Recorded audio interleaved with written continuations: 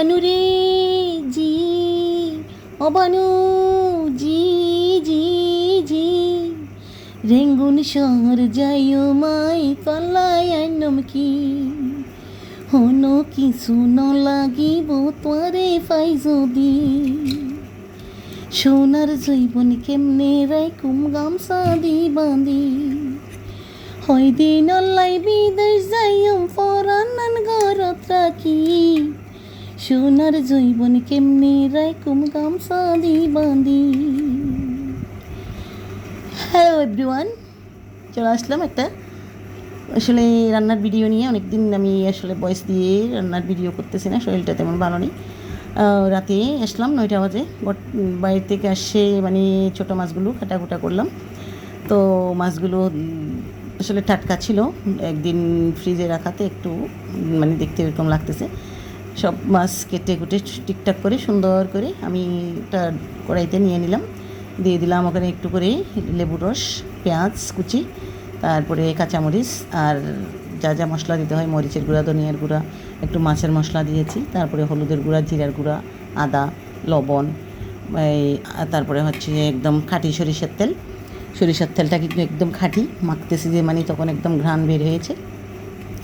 তো মরিচ কয়েক টুকরা দিয়ে দিলাম, বেশি দিই না কারণ মরিচ তেমন একটা খাওয়া হয় না, তারপরও হচ্ছে যে ছোটো মাছের দিতে হয় সেজন্য দিলাম। একদম এমনভাবে মাখতেছি যে মানে মাখার মধ্যে অর্ধেক রান্না হয়ে যাবে।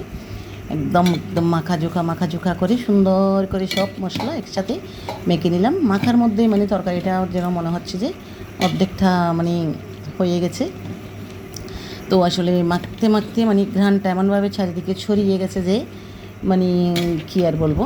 তো দেখতেই পাচ্ছেন আমি অনেক ভালো করে মেখে নিচ্ছি সব মশলা, একদম উল্টে পাল্টে করতেছি। আসলে আমার ডেক্সিটা নড়াচড়া করতেছে কেন বুঝতেই পারছেন।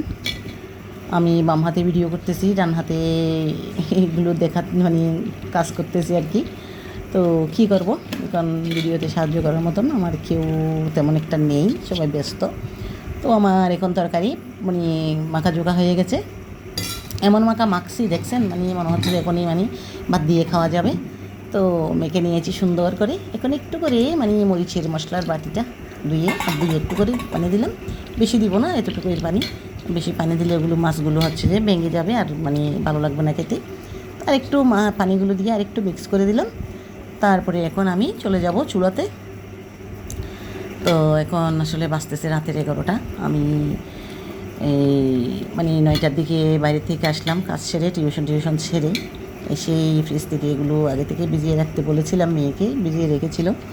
তো এসে কেটে সুন্দর করে একদম লবণ, হলুদ, লেবুর রস দিয়ে সুন্দর করে মেখে ধুয়ে নিয়েছি। মানে লেবুর রসটা দিলে আসলে মাছের যে ছোটো মাছের একটা আস্তে গন্ধ থাকে ওইটা একদম চলে যায়, একদম ফ্রেশ হয়ে যায়, একদম চকচক করে মাছ।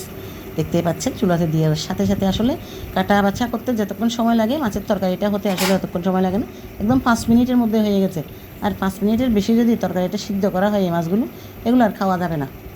তো এখন আমি তরকারিগুলো প্রায় হয়ে গেছে। তো আমি কেটে রাখা ওই ধনিয়া পাতাগুলো, ওই রেঙ্গুন পাতা আর কি, রেঙ্গুন নেবর বলে, এগুলো দিয়ে দিলাম। দেওয়ার পরে চুলাটাও বন্ধ করে দিলাম, দেখতেই পাচ্ছেন। তো অনেক দিন পরে আমি আপনাদের সাথে ভয়েসে কথা বললাম। আসলে রান্নাটা কেমন হয়েছে একটু কষ্ট করে জানাবেন, আর একটু লাইক কমেন্ট করে পাশে থাকবেন। ধন্যবাদ সবাইকে এতক্ষণ সঙ্গে থাকার জন্য। ভালো থাকবেন, নমস্কার।